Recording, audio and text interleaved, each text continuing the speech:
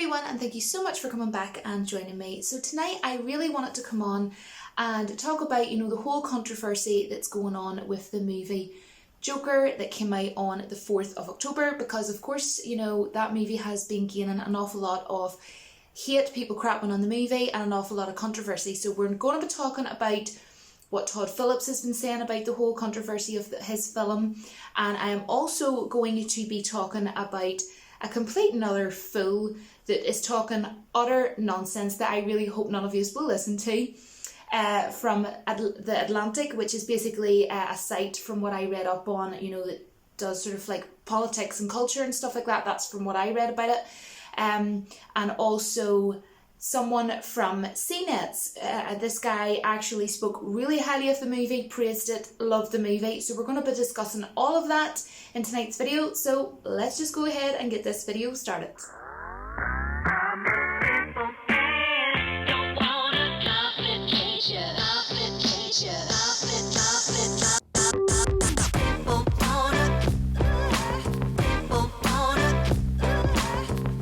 So this movie is being blamed on, possible real life violence. Todd Phillips is pretty much, just kind of like been like, yeah, whatever, and pushed that as if like, yeah, nonsense sort of thing. And he's not sort of agreeing with it in that sort of a sense. And I absolutely agree with him. I think it's absolute nonsense. And let's face it, we have to realise that this movie is an R-rated movie, and it is it's an origin story based on a character called Arthur Fleck, and Arthur Fleck, right, is playing Joker. And let's face it, Joker is a villain who, if he wanted to throw, a bucket of acid on you, like I've said before, he would. If he wanted to have you murdered, killed in any which way, shape or form, the guy's gonna do it. It's Joker at the end of the day. I want to read out what Todd Phillips has said about this whole controversy thing about, it could, be blamed, this movie could be blamed for violence in real life. And in response to this is what Todd Phillips has said.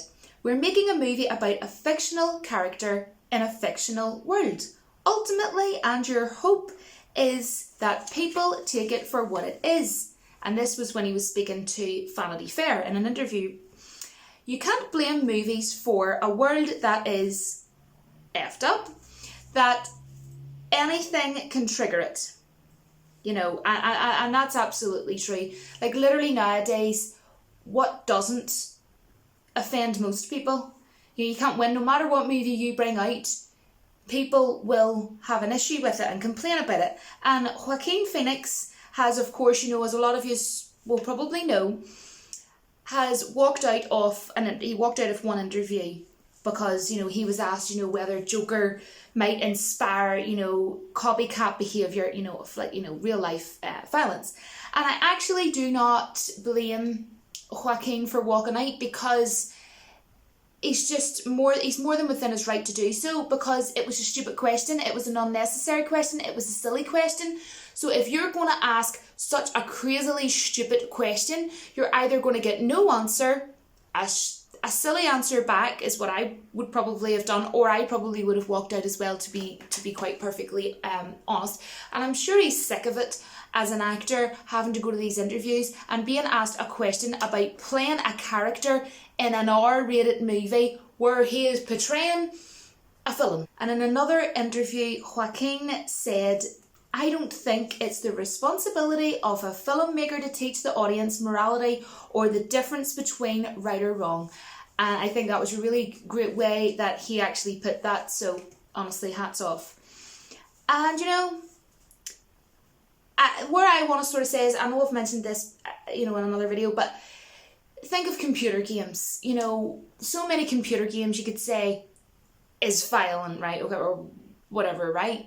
So is that going to make a person then, as I was saying a moment ago, be copycat that in real life and, have that in terms of real life violence? Where does it end? Okay, someone sees something on a TV show that's an act of violence. Does that make that person go and copycat that and have that in real life? Someone sees a movie you could go on forever and a day. A music video, something that's violent. Okay, so there's no music videos out there that are violent. There's no other movies out there that are violent. Like, you know what I mean? Where does it end? Todd Phillips also said, and this is so true because I can actually say it's true because I have actually seen the movie John Wick 3 Parabellum, and he said, I just saw John Wick 3. He kills like 300 people and everyone is laughing and saying, you know, it's a great film and they're laughing about it and everything and there's no problem pretty much. Why does this movie get held to different standards? And that is a very good question. Why does it? I think the best way, if I could actually speak to Todd Phillips himself, is I would say to the man, you know, jealousy is the highest form of flattery, and that is the best way to deal with all of this. Just look at it as people are just jealous because, you know, he was talking about John Wick Chapter 3 Parabellum, and I have seen that movie. Give it a 10 out of 10, love that movie. It is full of violence, right? And this movie didn't really show that much violence, to be honest. Not going to give anything away or spoil anything for anybody, but if you haven't been around my channel lately, I give Joker a 10 out of 10. It was flawless. I found no imperfections in it whatsoever. It was absolutely perfect. Flawless. What a phenomenal movie. Now, I want to go on to what David Sims from The Atlantic actually said, because I honestly cannot believe that these words actually came from anybody. When I read this, I just was so shocked. I could not believe it. So here we go.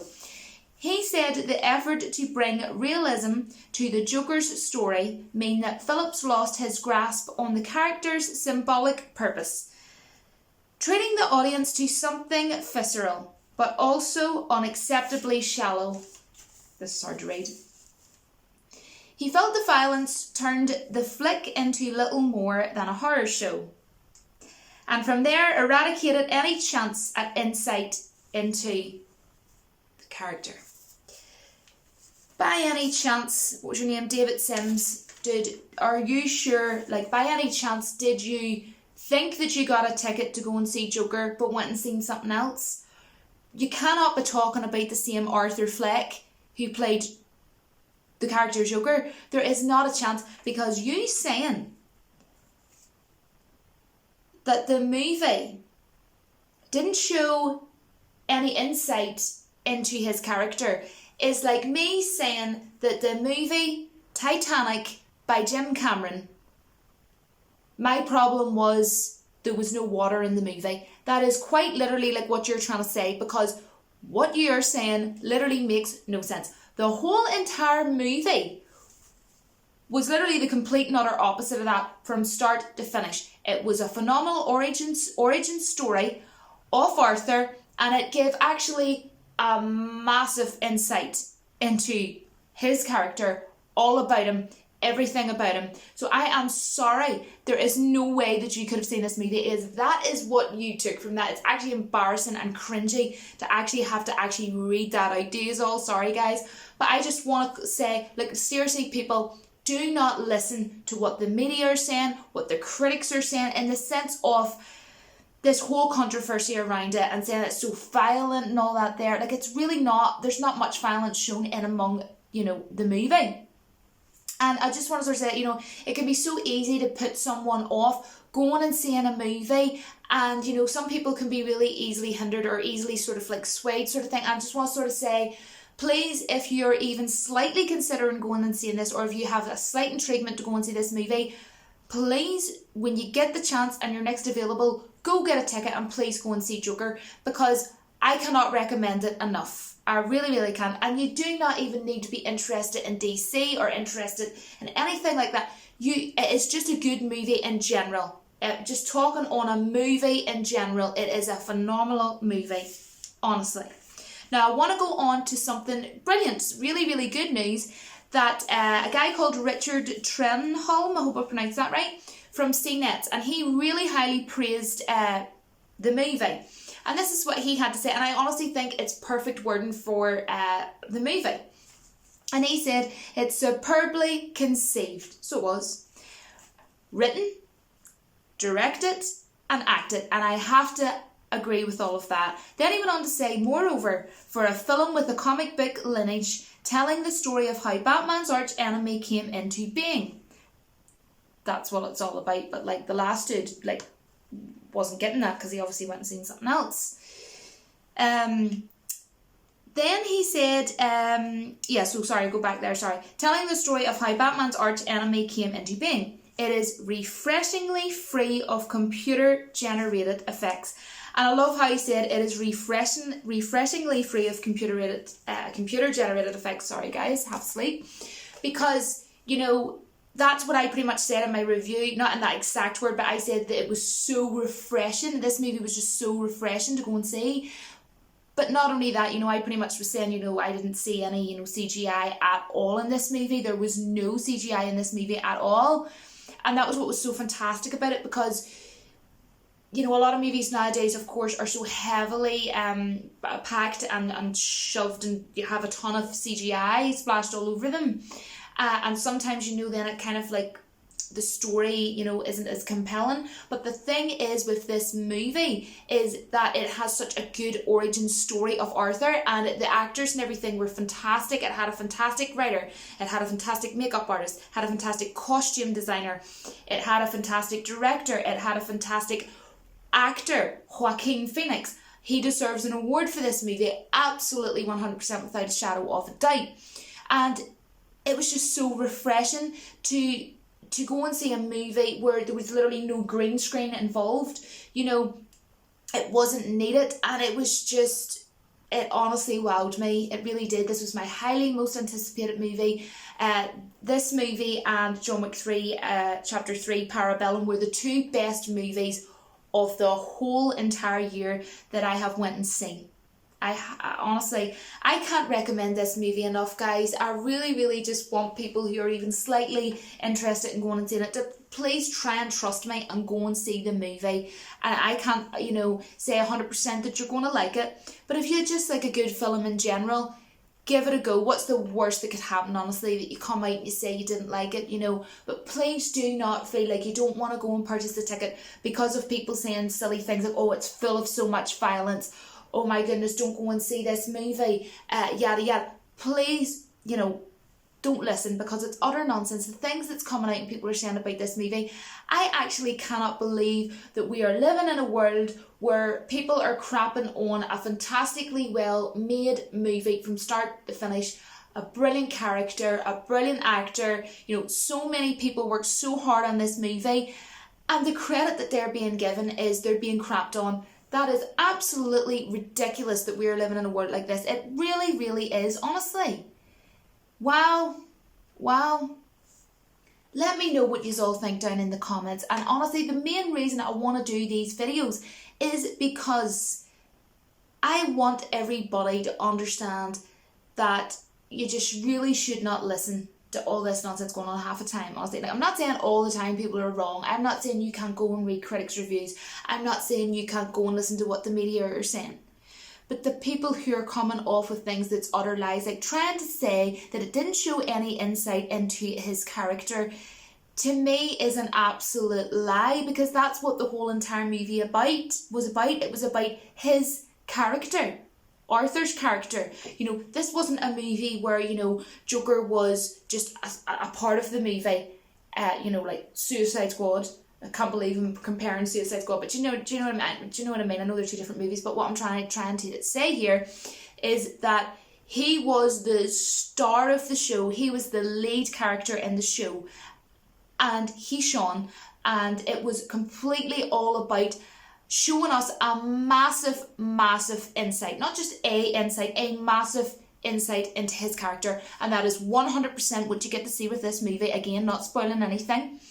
And it's a perfect portrayal of an iconic villain. I know I keep saying it over and over again. I feel like I'm just repeating myself in all these videos, but I don't care, because if it makes one or two of you actually go out and see it, you know, that have maybe been slightly hindered, and you know, fair, you know, it's okay, you know, if you can be easy slightly hindered, there's nothing wrong with that, but at the same time, you know, don't let it hinder you, and go and see the freaking well movie. That is all I have to say. I'm getting sick of this nonsense. I would love to just live in a world where people can just go and see a good movie and not cry, and it's not real. This is the thing. Do people actually think that Joker is a real person and that you can go up and meet him and get his autograph. Yes, okay, people can dress up as him and go, go and get his autograph or whatever, but he's not a real person. People are getting on like this is a real thing, and this is, and the, Joker is a real person and that it exists, and everybody's going to go out, people are going to go out and, copycat him and, create violence in the real world. It's not real. Same as computer games are not real. So, you're trying to, say people are going to copy a computer game and go out and just, there is no end to this. There really isn't. So I'm just going to end it there, guys. Thank you so much for watching. This is ridiculous.